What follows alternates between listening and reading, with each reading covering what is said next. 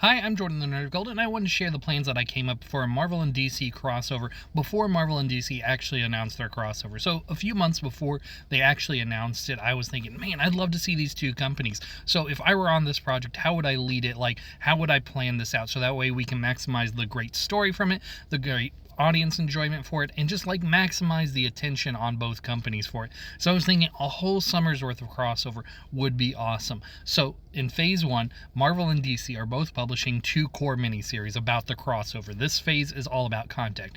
Each of these miniseries are about 3 to 4 issues. Keep it really short, keep it really tight. It is about the confusion and contact between these two universes. Neither is really sure why these two universes are crossing over. It's causing chaos, and there are some clues about maybe why things are crossing over, but no definitive answers. And we get some hero on hero fighting, hero on villain fighting, and some like villain on villain fighting, just to like mix things up. And each book is going to set or focus on a different set of characters, so that way we don't get like cross pollination, and each book can have its own focus.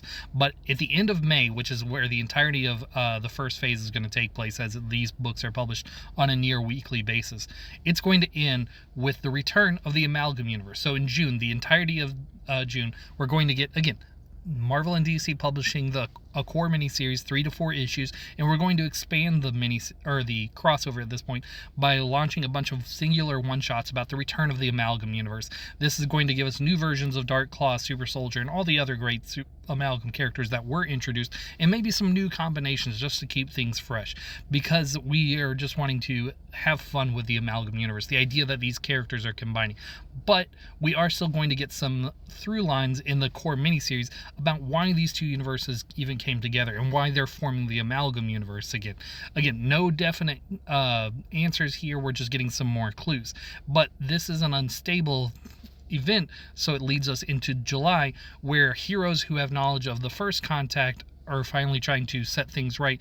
And the plan that they have, based on how the Amalgam Universe works out, is that they have to have heroes trade places. So we get Superman over in Marvel Comics, we get Spider-Man over in DC Comics, and a bunch of other little switches like that. So this way, throughout July, we get the entirety of Phase 3, which is the new Marvel, the new DC, where again, 3 to 4 issue core miniseries from each of the publishers and a bunch of one-shots exploring like what it would look like if this hero lived in this universe. How would stories play out in that way?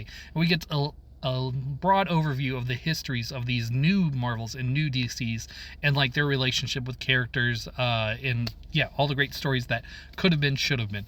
But this universe still unstable. It's not a permanent solution, but we finally, toward the end of this phase, get answers onto as why this is happening, what brought these two universes together in the first place. And finally, all the heroes have to make one final gambit to stabilize both universes by returning back to their original statuses and fighting the evil that brought them together. So in August, phase 4, we get the return, and we finally get to fight the big bad who's brought everyone together.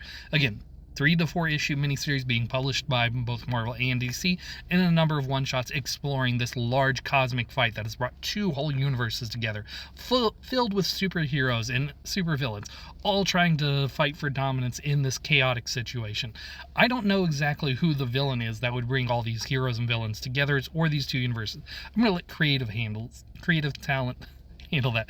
I was just thinking about like the structure of a crossover in a way that I thought would again maximize the story enjoyment for fans, maximize the attention for the companies, and just get the most bang for your buck. So I thought that full summer's worth of crossovers, like issues from each publishers, like a balance on there on who handles what, was the best way. But let me know, is that something you would have liked to have read?